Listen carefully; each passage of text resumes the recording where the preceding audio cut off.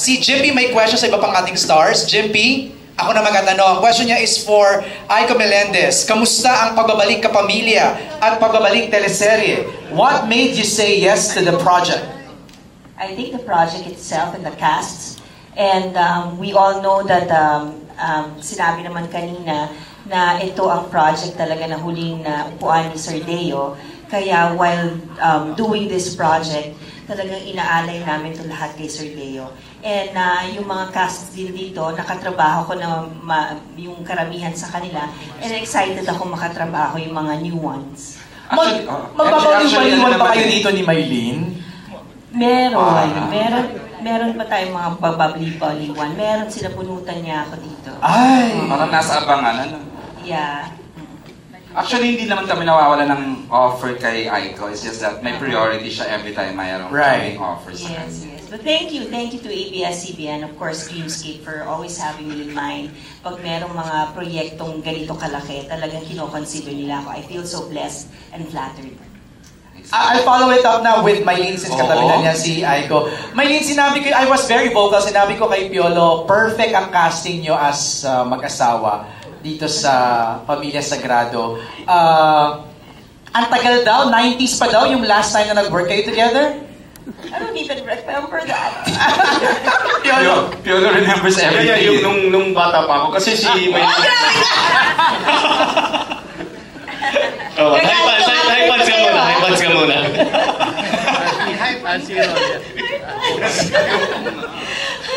Pero yun, May, kamusta with PJ? Hi, there's one scene. hirap? May one scene kayo doon, yung parang sumunod lang yung cameras, parang nag-uusap lang kayo sa camera. Grabe yun, yung eksena nyo doon.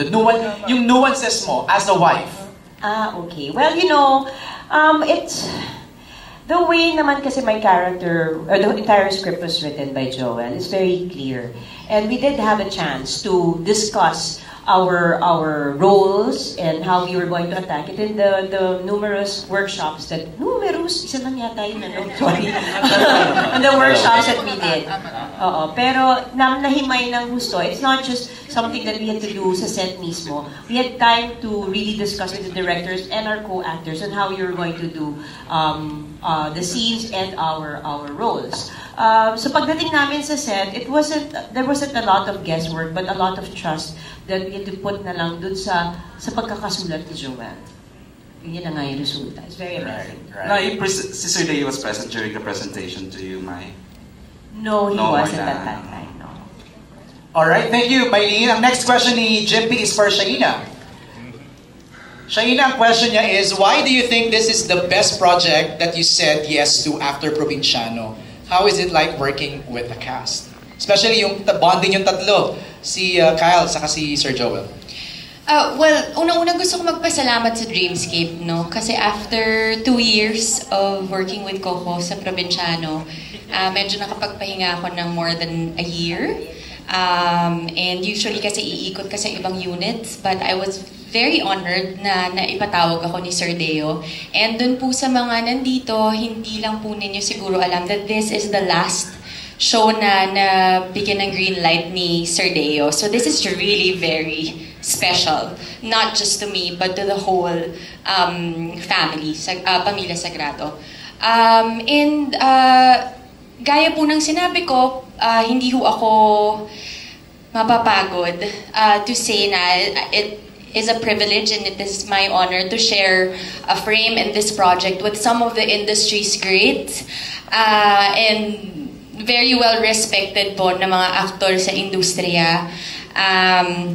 Mahihiya kang hindi maging professional. And I think maraming, hindi lang yung mga baguhan ang natututo at nai-inspire, kundi aaminin ko na po, yung mga ate sa industriya na kagaya ko. Siyempre nakaka-inspire to work dahil everyone is ready, lahat po handa, lahat pinag-aralan yung script. And I guess kapag ka medyo tumagal ka na sa industriya, kapag ka roles, medyo marami ka ng mga roles na nagawa, pero yung collaboration, that is what makes it unique. And this is the first time na napagsama-sama kaming lahat, which is why I think this project is very special and yun, one of the best shows that I've done. Thank you, Shaina. Before I call in si Jay of Certified Kapamilya, kay Rosana, meron akong question, Miss O. Your last project was Pira-Pirasong Paraiso, right? Doon medyo kontrabida ka. And dito, parang would you say medyo tame ba ng konti ang role mo? Or we haven't seen lang your character yet? 360 degrees mula Pira-Piraso kasi doon salbahe ako doon. I know. Sobrang laging galit, di ba? Dito naman parang wala akong eksena na ngumingiti ako. Puro iyak. Oo, kasi ako yung nanay nung namatay. Mm-hmm. So kanina nga pinapanood ko, kanina lang ako nagkaroon ng visual sa pagkamatay niya. Wala akong nakita habang sinushoot. Isang eksena lang kami nagkasama ni JC Alcantara. So kanina medyo naluluha-luha ako kasi while tinatakal ko yung pagkamatay niya, yung paano siya bibigyan ng hustisya, wala akong alam kung paano siya namatay, kung paano siya nahirapan. Kanina ko lang nakita. Wow. So talagang, alam mo yun. Oh. Ganda. Interesting. MJ, go ahead. Meron akong effort na galingan kasi nga handpick nga kami ni Sir Deo and Rinal. Mm-hmm. So, yun, lagi ko pinagpapasalamat na magmula nung nag-umpisa ako sa Los Bastardos, hindi na ako nawalan ng project. Right. So, ayun nga. At lagi kong iniisip, yung binabalik ko sa kanya ba, yung respeto, yung lahat ng pagpapasalamat through acting, na hindi ko kasi nasabi yan sa kanya nung buhay pa siya. Hindi kami nagkaroon ng pagkakataong magkita parate. So, hanggang sa nawala na siya, ayun, malungkot, pero ito yung naiwan niya ito talaga yung iniwan niyang project. So merong mang offer na anong tawag doon? Nag-overtake dito. Hindi ko talaga sabi ko hintay lang kasi Deo to. You chose this, Miss O. Ito yung pinrioritize ni Rosana na project. MJ, tanungin ko na yung 3 heartthrobs bago pa. Yun na nga. Alam mo naman, paborito to ni The Great Deo and Ginal. Suki ba? Oo. Let's start with Joel Torre, Tears of President and John Arcilia. Tito Joel, how were you offered sa role na to? Actually, ako last man to say yes to the project. Correct, I was wala thinking kang about unang, having a sabbatical after doing Dirty Linen. But I had a late call from Juno, Rufino. Yes, Randel. And nakausap ko si Joel Mercado during the wake. No? Sabi ni Joel, you were really handpicked by Sir Deo to do the role. And so how can you say no to that? Right. Mm-hmm. Diba? So let's give tribute, pay tribute to where tribute is due. Hands off to Sir Deo and Rinal for, on Dreamscape. I was having a live review, with this press con. Sabi ko, wow, karamihan pala ng projects ko was Dreamscape. Of course. Sa ABS. So, tatama, talagang suki. And I was looking at my career. We started the first TV show in ABS in 1986 na teleserye.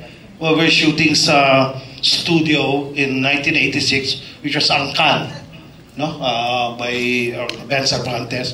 And it's been 38 years already, and I'm still here. And I think I give it to Deo for coming up with a project like this. And like I said, how can you say no to Sir Deo? That's why I'm here. I was the last man on board, pero I'm so lucky na nakasama ako rito with all this stellar cast. Very good-looking cast, if you can see. Pero thank you very much, and I really appreciate seeing the press na we've been here for 40 years already, and we're still here, right? Di ba? Maraming salamat sa inyo. Wow. Thank you very much. Kailan mo patitigilan ng pag-inom? Hirap ako sa eksena. I had to make bonding with Shaina and Kyle out of train concept. Mamalo kayo chaser? Yun yung namin, yun yung workshop namin sa lalo na sa LU, sa La Union, sa Baguio. So, I'm still learning. I learn. Thanks. Hirap na eksena. Thanks. Yung pinakamahirap sa lahat. MJ, another picky actor na laging hindi, pero finally a-accept the great John Arcilla. Yun na nga, kasi galing from Dirty Lene. Correct! Na grabe na yung napanood namin doon. Meron pang level up doon? Oo, tama. Yeah, I think so, yes. Yung suit niya Kasi sa I don't want to repeat myself. So, May ganun yeah, siya it's na. really Yeah. hard for kahit kung ayaw mo magsawa sa iyo ang tao, mas lalong ayaw kong magsawa ako sa sarili ko. So I really have to find something interesting to whatever character I'm doing. So, what's the question? How did you get the part? How were you offered? Who approached you? Yeah, galing kasi ako sa dalawang dark characters from ang probinsyano, di ba? Tapos yung Dirty Linen. So, pinatawag ako ng direction ni Deo to talk to me one-on-one, face-to-face, siguro para i-explain sa akin na kung gaano ka-importante yung role. And in fact, ngayon nalilito na ako, Joel. Kasi dun sa mga naririnig ko, when I was approached during the pitching moment, ang sabi sa akin ni Deo is, parang it's supposed to be like, hindi ko alam kung mapipreempt ko yung kwento pag sinabi ko ito. Baka. Mapipreempt? Baka ma-preempt. Hindi, kasi, wag ka na yung kwento. Init ang ulo ni Andre. Nakiinit ang ulo. Offline nyo na lang daw. Hindi. Live streaming tayo ngayon eh. Ganun ba? Well, anyway, meron kasing parang aspect of A and B, yung character ni Eleazar. So, kumbaga, it could be transformational, it could be just a simple unmasking. Which means, meron akong kailangang iwasan na ikwento.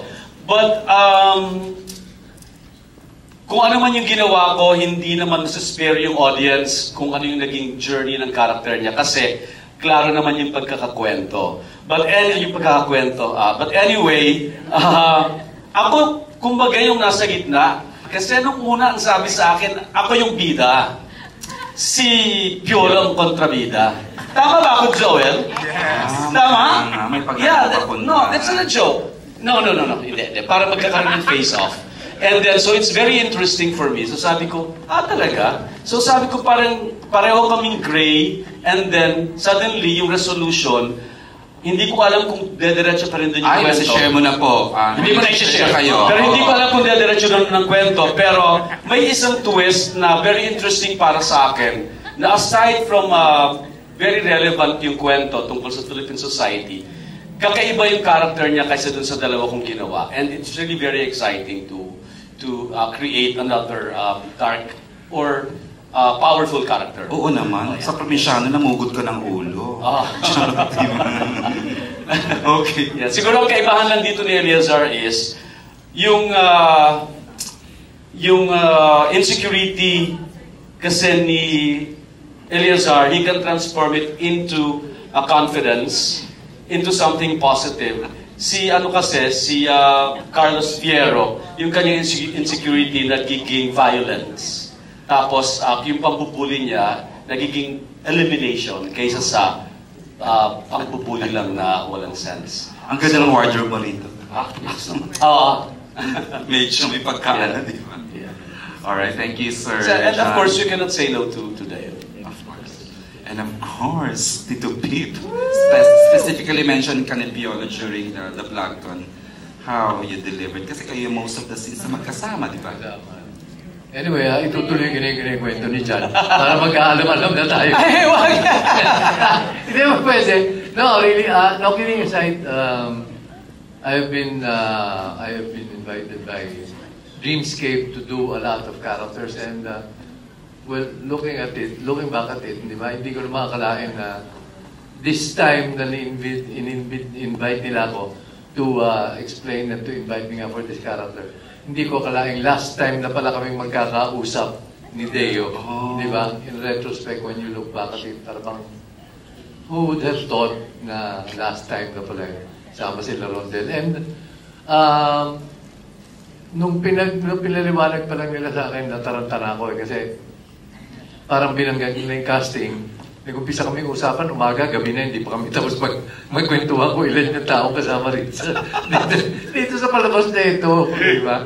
Tapos gusto ko yung nabanggit din ni Piolo na nabanggit nilang 100 episodes. Kaya, Medyo ba't naman ako tatanggi? Masayang Pasko. Diba? Sino ba naman ako para tumanggi? Para masayang Pasko. Sabi nga ni Direk. No, but kidding aside, the beautiful thing about this is when you work with such a big cast and such a talented cast, mas na-challenge ka to create your character, di ba? To be able to present your character. Kasi, ako, galing na ako sa dark, puro dark na ako Lagi na lang ako dark, so now the challenge is getting heavier. May peg ka doon, without ganyan, without... Doon na lang. Wag na lang. Yung tinulong lang nila, binigay lang nila sa akin yung baston. Para bang powerful. Bahala ka kung anong gusto mong gawin. Matakot. Yeah. So, yun. And then of course, malaking bagay talaga yung mga artista na katrabaho mo. They're the ones who pushes you Naitutulak ka kung artista ka man. Naitutulak ka to try and bring out the best of what you can come up with. Kasi kung hindi, malulunod ka Ang gagaling ng mga artista na katrabaho mo Ang gagaling din naman ng mga direktor, di ba? Oh, di ba? Hindi, talaga. Even the young ones, di ba? Isipin mo, at my age, 36 na katrabaho. Oh! Mga kaibigan ko sa press, alam niyo naman sinungaling ako, di ba? But kidding aside, really, when you look at this, series, talagang totoo yung plug namin. This is, I think, the biggest teleserye that has been conceptualized, and I think we really have to work hard for it hanggang sa dulo, hanggang sa kaduluduluhan talagang we are going to give it our all. At MJ, considering how stellar they are, wala akong narinig ni isang reklamo. In the past, ang dami, no? Na hindi ko narinig. Reklamo yan? Ba't ibang level yung professional? Napasan lang si Carl de la Merce. Na hindi nakarating sa akin, MJ. Si Carl,